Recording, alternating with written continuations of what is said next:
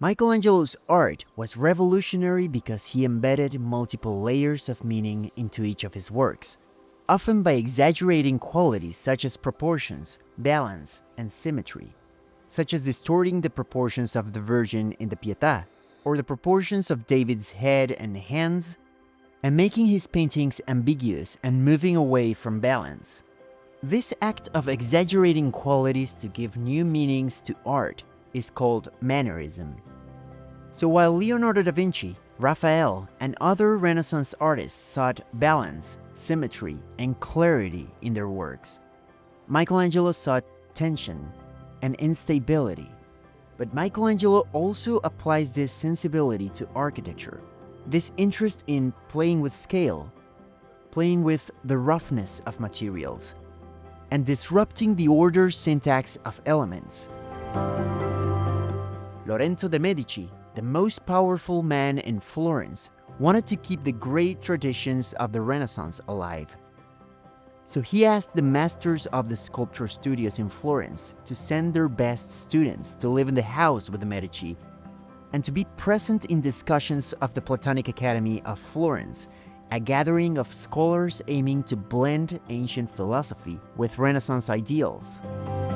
Among the students invited was Michelangelo, who, as a result, was trained as a sculptor while also receiving a very classical education rooted on the ideals of the ancient world, an experience that set the stage for his later architectural innovations. Therefore, many of Michelangelo's early commissions came from the Medici. He got his first architectural commission relatively late in his career, at the age of 41, and it was to work on a couple of projects for this church. This is the Basilica of San Lorenzo, one of the largest churches in Florence. His first task was to design the interior of the new sacristy, this small space. There was an old sacristy on the opposite side designed by Filippo Brunelleschi, the first architect of the Renaissance. Both sacristies are about the same size, so Michelangelo had the opportunity to play with the architectural language of Brunelleschi. Brunelleschi deserves immense credit for being the first to integrate elements of ancient Roman architecture into his designs. However, if you compare the two, the walls in Brunelleschi's sacristy look very flat compared to the walls in Michelangelo's sacristy. Michelangelo as a sculptor has a very three-dimensional understanding of the surface, and you can see that in his walls, which have much more depth. They're carved with niches and have attached pilasters, and the elements look much more Roman. Even the dome has a covering just like the covering in the Pantheon, as opposed to Brunelleschi's ribbed dome. Within the chapel, Michelangelo also crafted sculptures for the tombs of Lorenzo and Giuliano de' Medici, creating this moment of tension in the statues, which appear like they're about to slide off the curved sarcophagi. The most significant project that Michelangelo did for the Church of San Lorenzo was this building attached to the church's cloister known as the Laurentian Library. It's a library destined for scholars to consult ancient and medieval manuscripts in Latin and Greek that belonged to the private collection of the Medici family. The Medici commissioned its construction to emphasize that they were no longer just merchants, but members of intelligent and ecclesiastical society. The entrance to the library is through a small door at the upper level of the cloister. From here, you can see the great dome of Florence Cathedral. As you enter, you'll notice that the library is preceded by a vestibule of great height. But regardless of the great height, as you enter, you feel in a pretty tight and compacted space. Michelangelo is creating this tension on purpose. He's approaching the space more as a sculptor rather than an architect. He is sculpting the space. Classical Roman forms such as columns and pediments are not really of interest to him as a system of proportion or measurement, but rather as a purely visual system. Most of the elements in the room are made to visually stimulate you. Take the stairs, for example. While the central section functions as the main staircase, the lateral sections are purely sculptural and visual. They're made to fill up the entire space of the plan, rather than having any practical purpose. It's a strange space because you enter from the sides, but it's all very frontal. So as you enter, you feel pushed towards the walls by this giant staircase. Even as you climb it, you feel repelled and pushed outwards by these cascading curves on each step, amplifying this sense of discomfort. But at the same time, you feel a grand empty space above you because of how tall this is. The space gets even stranger when you look at how the walls are articulated by the columns. Columns in ancient Greek architecture were structural elements. The only purpose of a column was to support the building. By the time you get to the Romans, columns became decorative for the most part, as structures relied more on arches. You see engaged columns and pilasters everywhere, just to visually emphasize the proportions of the buildings, but not to support their structure.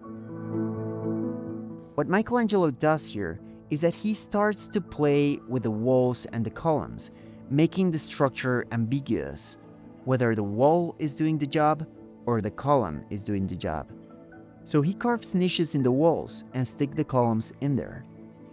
The wall and the columns are constantly competing for dominance here, and this double column rhythm allows to have a corner that makes sense. If you see how Renaissance architects were dealing with the corner previous to Michelangelo, it's almost funny, because they never knew what to do, and the result is just bad. So Michelangelo solves this problem by playing with the positive and negative space of the wall. He's using the same materials and colors that Brunelleschi used in his architecture, but at his own terms. If you see the section of the building, you'll notice that the grand vertical scale of the vestibule is even higher than the space of the library. And that's another thing Michelangelo does. He translates everything to the vertical as if everything was starting to float up. He has the columns appear to be supported by these consoles, so that weight seems to be carried on rather weak elements.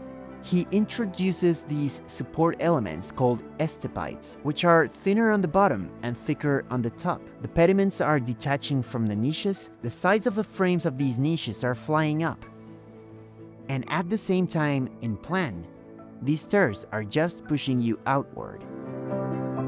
It's important to remember that Michelangelo's architecture is all about creating tension.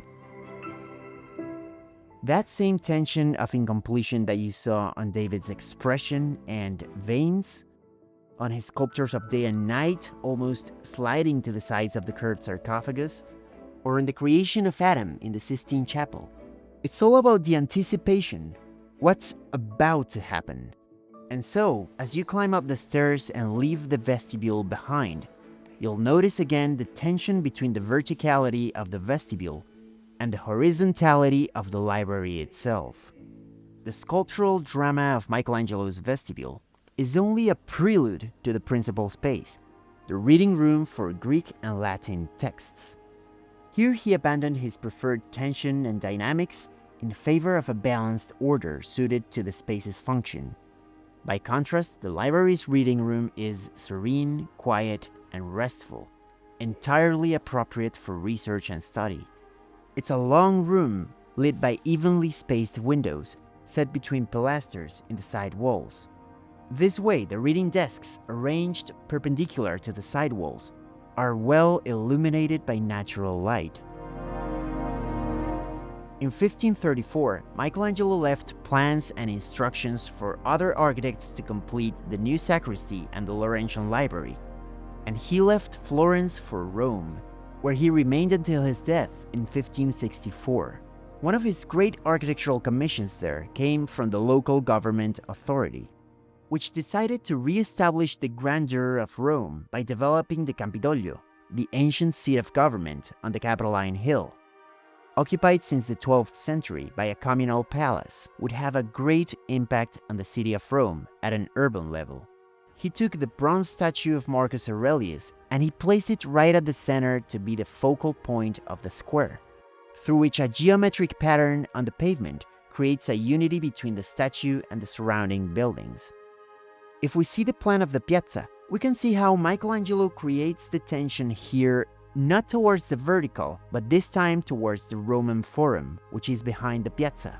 From the base of the Cordonata, the long stair that gives access to the square, to the end of the square itself, it all appears to be opening up towards the Roman Forum, creating these trapezoidal shapes that correct the optical effect of the perspective. This was the first time that an architect was commissioned to design a great civic plaza in the city of Rome, and it would become a model that was replicated during the next centuries in other important squares in the city. As we have seen, Michelangelo likes to take classical elements such as columns and pediments and transform them as he pleases without following the rules, without following a normative canon like his predecessors. He stretches the columns and make them span 2 stories rather than 1, known as colossal order, and he then makes the columns tiny to create this rhythm in the lower level of the buildings. For the windows, he superimposes almost every single classical element that there is. He places a pediment, but he also breaks the pediment to place an arch. He adds little columns as supports, but also a couple of pilasters and volutes. All these elements that are certainly not needed for the structure, but that make the wall incredibly dense and 3-dimensional, taking that plasticity from the walls of the Laurentian Library one step further. It almost looks like this is a volume coming out of the wall, rather than just a flat enframement of the window. He does the same thing when he's commissioned to finish the Palazzo Farnese that was started by a Renaissance architect, Sangallo. You can see the middle windows made by Sangallo are pretty normative and canonical, as the entire pediments are perfectly supported by columns, and the columns stand on plinths. This is definitely something you would see in an ancient Roman building. But if you take a look at the top windows, Michelangelo's windows, they tend to verticality by having the columns stand on consoles and having an arch and a broken pediment on each window. Michelangelo takes this practice even further and becomes crazy in one of his later projects, Porta Pia, where he had to make a gate to Rome's wall. Now, in all his previous projects, he kept playing with the order of elements and superimposing them so as to make the structure ambiguous. However, in this project, he begins to deform these elements and reorder the pieces in redundant ways. Just look at the door. Every possible classic arrangement is happening at the same time. There's a triangular pediment, there's a round pediment that's broken in half but joined by this giant hanging garland. There's a round arch, there's an angular arch, but there's also a lintel supported by the pilasters. There are consoles on the sides and a giant keystone in the center. But he also places pieces of architecture where they don't belong. A tiny keystone in the pilasters, Ionic column capitals on top of the battlements. And even this, what exactly is this supposed to be? Even the small windows have these ears and these broken pediments. No architect before Michelangelo was this playful with the vocabulary of Roman architecture. Probably the most important work of architecture in Michelangelo's career was his project for St. Peter's Basilica. Many people believe that Michelangelo only contributed with a dome, but he in fact had a whole plan for the basilica, most of which was built. The previous plan was that of Antonio da Sangallo, which featured a huge-scale basilica composed by small superimposed columns. It was so large and detailed that, according to Michelangelo, it looked as if built by Germans, associating it with a heavy Gothic architecture from Northern Europe, considered barbaric by Renaissance Italians. The coherence of Sangallo's project was lost in the details. So when he died, Michelangelo took over the construction and changed Sangallo's project. The whole scheme of Michelangelo's redesigned basilica was a complete unity. For the apsis, he used the same height and proportions of the Colosseum, but instead of stacking the columns, he used his colossal order to articulate the surface, making the design more cohesive. And for the facade, he made a reinterpretation of the facade of the Pantheon, with a great transitional element between the basilica and the square, which is this grand stair. For the dome, Michelangelo dismisses the designs of his predecessors and attempts to emulate the design of a dome that he admired in his hometown. Michelangelo corresponded with his nephew in Florence to learn the dimensions of Brunelleschi's dome in Florence Cathedral, the greatest cupola ever built. "I am going to make its sister bigger, yes, but not more beautiful," he wrote. He proposes a dome that consists of three parts: a drum, a double-shell ovoid structure, and a lantern at the top to illuminate the interior. The whole structure is visually reinforced through a series of ribs. It's just like the one in Florence. However, this dome proposes a much more plastic and sculptural scheme. It features 16 ribs as opposed to the 8-rib design in Florence to make the structure completely rounded.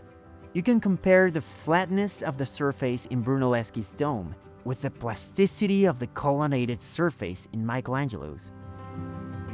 Michelangelo made an enormous wooden model of his design for the dome that could be split into sections, offering a perspective of what it would feel like inside. The Pope could walk through this model, getting a preview of what the finished dome would look like from within. Unfortunately, thanks to thoughtless popes dismissing Michelangelo, his original facade was never built. Instead, the design of the building was altered with an enlarged nave and a different facade by Maderno, which blocks the view of the dome from St. Peter's Square. Bernini's colonnade and Maderno's facade are beautiful in their own right, but they have no relationship to the dome. The real aim of the building was the dome. Michelangelo understood that it should be visible not only from inside, but also from the exterior. The dome is an urban element and it was obscured by the facade. Similarly, the apses, which were originally in harmony with the dome, have also been hidden. Now you can only appreciate these beautiful relationships when viewing the Basilica from the Vatican Gardens behind. Not a very accessible place. Michelangelo's portico was a solid mass integrated into the shape of the building. But with its final design, the facade has become merely a front. Michelangelo's dome would profoundly influence the design of later domes built across Europe in the following centuries.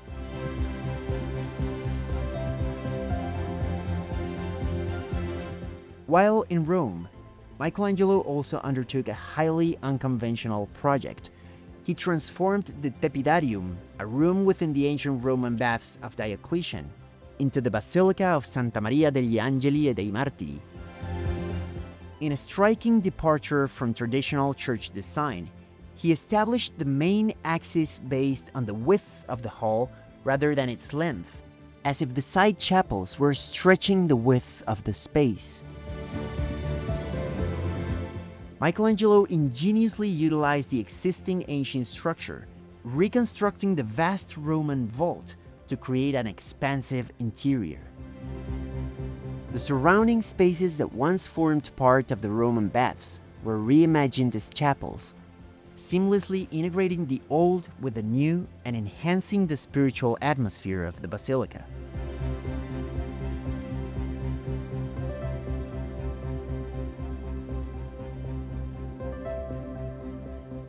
Michelangelo's last project, begun when he was 87 years old, just 2 years before his death, was his most adventurous project spatially. This is the Sforza Chapel inside the Basilica of Santa Maria Maggiore. Like the Laurentian Library, this chapel is both dynamic and ambiguous. The central space features 4 detached columns rotated 45 degrees, with an altar projecting beyond. But to either side are recesses with gently curving rear walls, and in the vaults above are extraordinary tapering windows.